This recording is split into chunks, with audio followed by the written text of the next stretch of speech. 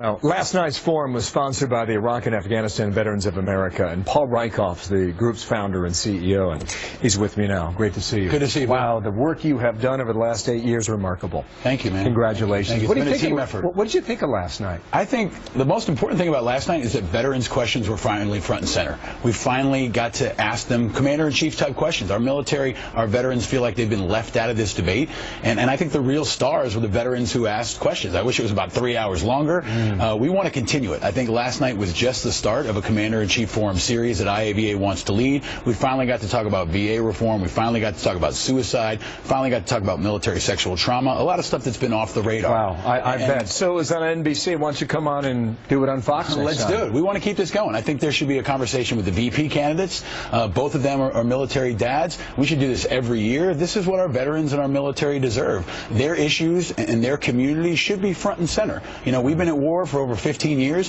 and there were folks watching from Iraq, from Afghanistan last night, and their questions should be ahead of, with all due respect to you, most of the reporters and most other folks in this country. Well, I'd love to take you up on your invitation. Yeah. That's what I want to say. That'd be awesome. The other thing I want to say is that I thought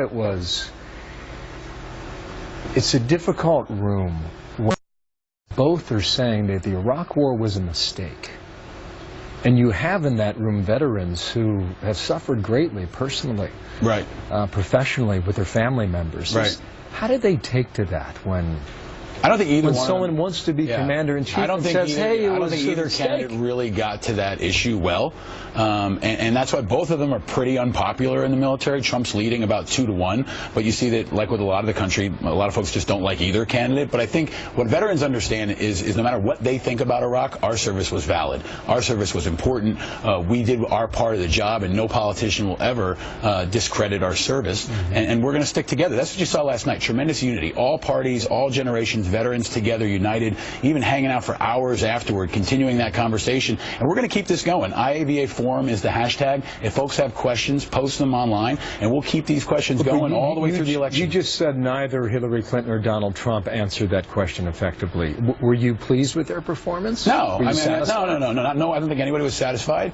I don't think anybody was particularly pleased in the veterans audience. I think we want to hear more. We want to hear details. We want to hear specifics, and we want to ask more questions from veterans who've served our country, who've done our part, and need to be at the front and center of this conversation. 22 million veterans in America, Bill, and they are an important voting force, and they need to hear directly from the candidates. Just one last thing. Not just on one night, but for the whole campaign. How important is it to know where Aleppo is? It's very, very, very important.